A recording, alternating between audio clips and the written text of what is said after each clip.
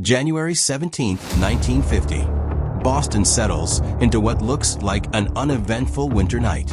But behind closed doors, 11 men fueled by ambition and greed are putting the final touches on what would become one of the boldest crimes America had ever seen. In under 35 minutes, they would disappear with the modern-day equivalent of more than $30 million. This wasn't just a robbery. It was a carefully engineered operation that stunned the country, inspired Hollywood, and ultimately unraveled because of one man's resentment. This is the true story behind the Great Brinks Robbery, the real-life Ocean's 11. Back in the 1940s, one building in Boston stood out, not because of architecture or history, but because it functioned as a fortress of money. The Brinks facility held millions in cash, checks, and valuables, guarded by layers of security that made it legendary. At the time, it was widely believed to be impenetrable. No one even considered testing it, except one man. Anthony Pino, a small-time criminal from Boston's North End, began entertaining the idea that Brinks might not be as untouchable as everyone thought. By 1947, after months of watching the building and learning its routines, he accepted a hard truth. This job couldn't be done alone. To make it happen, he needed the right people.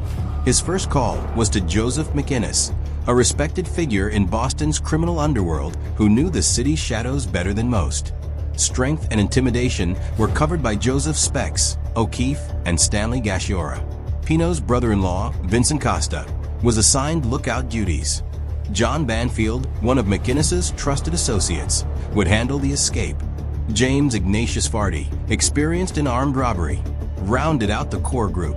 They were later joined by Adolph Maffei, Michael Vincent Keegan, Thomas Francis Richardson, and Henry Baker. 11 men, each bringing a specific skill, all chasing a fortune few believed could be taken. With the crew assembled, attention shifted to preparation. Pino understood that success depended on precision, patience, and silence. The plan needed to be flawless: fast entry, clean exit, and no evidence. Months passed as the group studied employee schedules, delivery times, lighting patterns, and security procedures. The biggest obstacle was the money itself, stored on the second floor behind 5 separate locked doors. Instead of forcing entry, they played the long game. Late at night, members of the crew quietly broke in and removed individual lock cylinders, one at a time. These were copied into working keys, then carefully returned so nothing appeared disturbed. They even stole a green 1949 Ford stake body truck to use during the escape. November and December were spent rehearsing routes, memorizing turns, and refining timing. Their disguises were carefully chosen: navy peacoats, gloves, chauffeur caps, and rubber Halloween masks that erased their identities. Several near attempts were aborted as they waited for perfect conditions. That moment arrived on January 17, 1950.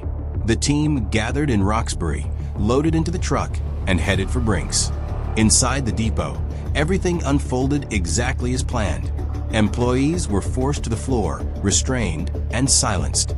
Within 35 minutes, the vault was empty. Bags were packed with nearly $1.5 million in cash, and the crew vanished using their rehearsed escape plan. Costa fled separately in a stolen car. Alibis were activated. Banfield destroyed the truck.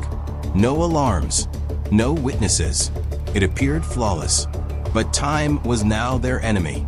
Federal charges had a 3-year limit, while state charges allowed 6. If they could remain untouched for 6 years, the crime would legally disappear. Law enforcement arrived almost immediately, but the scene told them little. The employees could only describe disciplined, quiet professionals. Minimal evidence remained: a hat, some tape, and a mask. One worker recalled seeing 4 guns and even provided a serial number, giving investigators a thin lead. Weeks later, children playing near the Mystic River found one of the weapons, corroded beyond use. Another gun surfaced shortly after, equally useless. Authorities began questioning Brinks staff, former employees, and known criminals. Brinks offered a massive reward, and slowly, information trickled in. A witness mentioned seeing a green canvas-topped Ford truck near the building.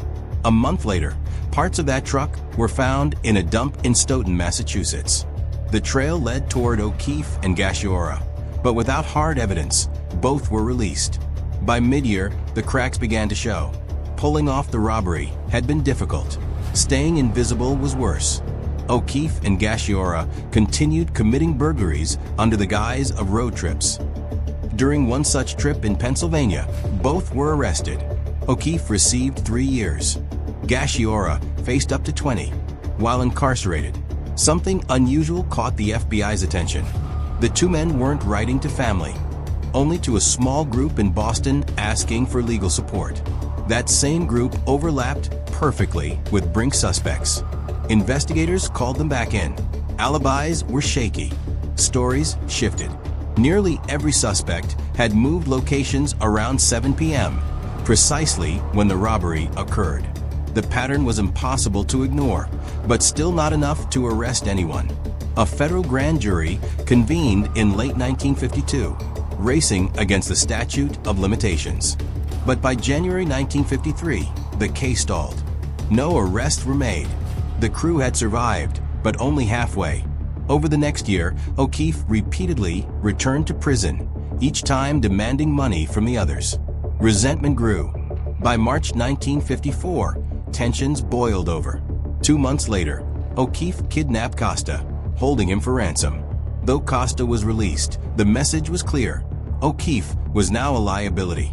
Assassination attempts followed. One nearly succeeded when bullets shattered O'Keefe's windshield. Another left him wounded, but alive. Trying to escape Boston, he was arrested again for a parole violation and sentenced to 2 more years. Meanwhile, Banfield died of natural causes. The circle tightened. In prison, O'Keefe's letters went unanswered. The silence pushed him over the edge. FBI agents persisted. Finally, in January 1956, just 11 days before the 6-year deadline, O'Keefe broke. His first words to investigators: "All right, what do you want to know?" Within days, arrests followed. Pino and nearly the entire crew were taken into custody. O'Keefe became the prosecution's star witness. Trials began that August. Most defendants received life sentences, with additional time added.